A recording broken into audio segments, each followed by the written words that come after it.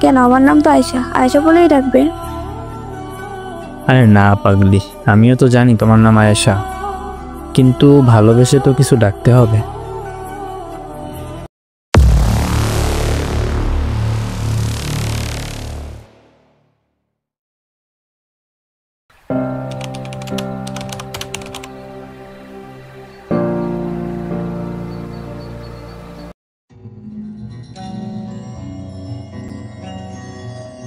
কি রে, করতে আছিস? হ্যাঁ বল, কি হয়েছে? দোস্ত, আমি রিলেশনে যাচ্ছি। আয়ুষকে আমার অনেক পছন্দ হয়েছে। হ্যাঁ তো যা তুই। আমি স্যাড সং শোনার জন্য গান খুঁজি তাহলে। আরে দোস্ত, এমন করিস কেন? আমি আগে থেকে ছেলেটাকে লাইক করতাম। ও আচ্ছা, ভালো। যা করবি ভেবে চিন্তা করে করিস, কারণ রিলেশনে শুধু মন ভাঙে। এখানে বলে রাখা ভালো, আমাদের একটা গ্রুপ আছে যেটা অনলাইন অফলাইন দুটো মিলেই। ওই গ্রুপটায় আমরা দুটো ফ্রেন্ড আর একটা অ্যাডমিন গ্রুপ বানিয়েছিলাম। আমি আর নিরুপমা বলে একটি মেয়ে, আর সেখানে আমি, আয়েশা আর সৌমিলা অ্যাডমিন দিয়েছিলাম। মানে আমরা টোটাল 4 জন অ্যাডমিন ছিলাম। এই গ্রুপটার কথা বলার একটা কারণ আছে, সেটা গল্পের শেষেই দেখতে পারবেন। আচ্ছা বেবি, টেনশন নিস না। তবে কোনো কারণে আমাদের ফ্রেন্ডশিপ গ্রুপটা যেন নষ্ট না হয়। আমি টেনশন নিচ্ছি না, বাট একটাই কথা, যা করবি ভেবে। কারণ এমন অনেক দেখা গেছে যে মানুষটার জন্য আমাদের ফ্রেন্ডশিপ নষ্ট হয়ে গেছে। আরে দূর পাগলি, এমন কিছুই হবে না। ফ্রেন্ডশিপ ফ্রেন্ডশিপের মতো, রিলেশন রিলেশনের মতো থাকবে। আচ্ছা, আজকে গ্রুপে আসবি তো সন্ধ্যাবেলাতে? না, আজ হয়তো আসা হবে না, আমার অনেক পড়া বাকি আছে। আর তোরাই গল্প করো এবং তোরাই আড্ডা দে।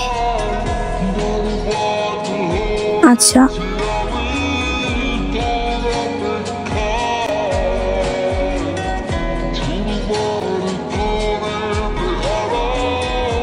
ওই ওই, কই তুমি? মাত্র আসলাম, বল। আচ্ছা, একটা কথা জিজ্ঞেস করার ছিল, তোমার কেমন ছেলে পছন্দ?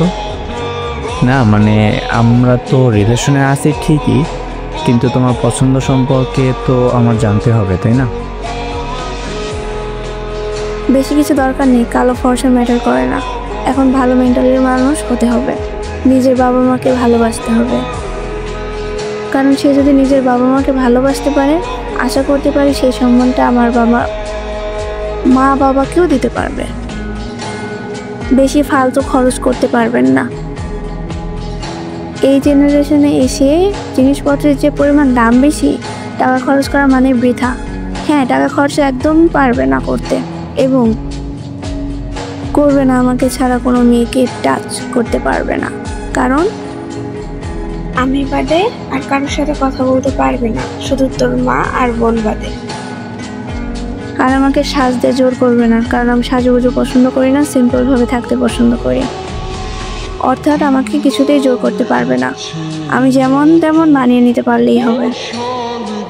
আর যদি কোথাও ভুল থাকে তাহলে সে আমাকে বলতে হবে, ব্যাস, আর কিছু না। সে যদি অবসর থাকে, এরপরেও আমি না হয় তাকে গুছিয়ে নিব আমার মতো করে। ও আচ্ছা, তোমার মতো মেন্টালিটির মানুষ পাওয়া যায় না। আচ্ছা, কি করো? বসে আছি, তুমি? সেম। আচ্ছা, আমরা তো রিলেশনে আছি তাই না? তাহলে তোমাকে কি বলে ডাকবো? কেন, আমার নাম তো আয়েশা, আয়েশা বলেই ডাকবে।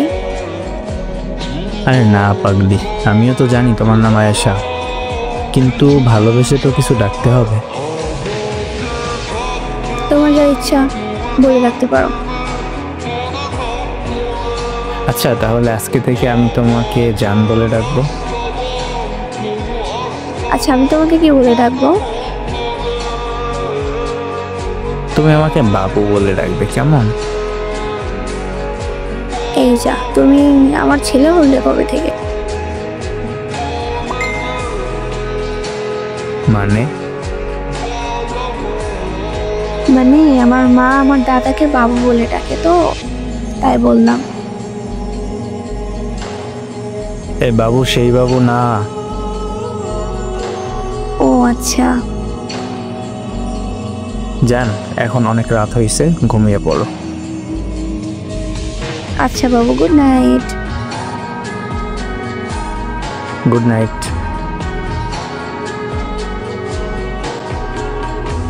এভাবে তাদের রিলেশনের 4-5 মাস কেটে যায়।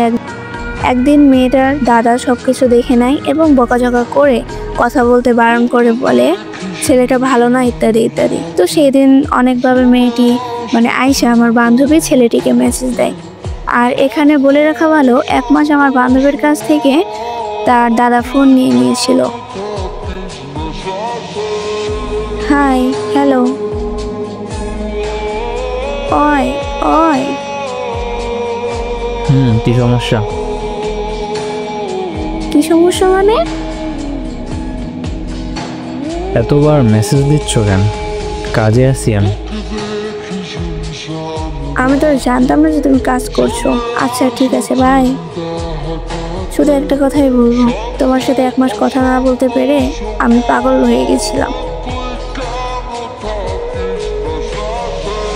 আচ্ছা, পরে কাজ করব, তুমি বলো। আমিও তো। এই 1 মাস কই ছিলা তুমি?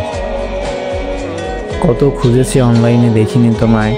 বাইরের ওখান থেকে আসতে গিয়েও তোমাকে দেখতে পাইনি। দাদা আমাকে অনেক বকাঝকা করেছে আর ফোনটাও নিয়ে গেছিল, তাই তোমার সাথে যোগাযোগ করতে পারিনি 1 মাস।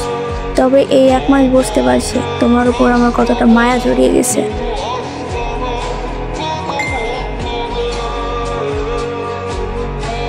আচ্ছা, কেমন আছো? ভালো না, তোমাকে দেখতে ইচ্ছে করছে খুব।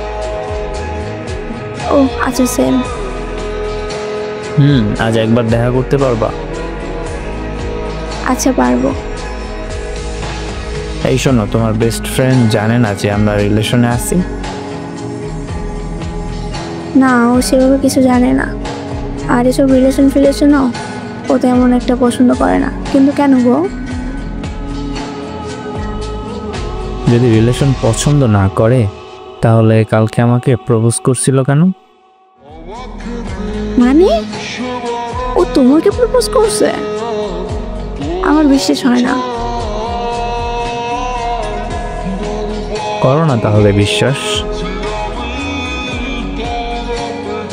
মেঘার সাথে আমার 12 বছরের সম্পর্ক, আর তোমার সাথে মাত্র 6 মাসে। ও কেমন মেয়ে আমি জানি।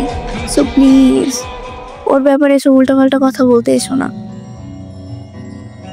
আচ্ছা বাদ দাও, তুমি কখন আসবে? দুপুর 4:45-এ। ওই শোনো, হ্যাঁ বলো গো। তুমি কিন্তু শর্ট ড্রেস পরে আসবে, কিন্তু এমন শর্ট ড্রেস পরবে না যেটা হাঁটুর উপরে থাকে। হাঁটুর নিচে অব্দি পরে এসো কিন্তু।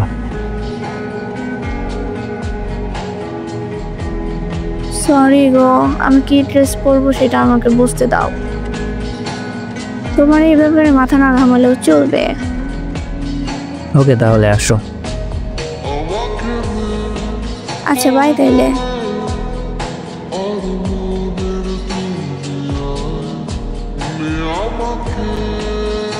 তো ছেলেটা মেয়েটা দেখা করে, মানে আমার বান্ধবী আর আয়ুষ নামের ওই ছেলেটা দেখা করে দুজনা।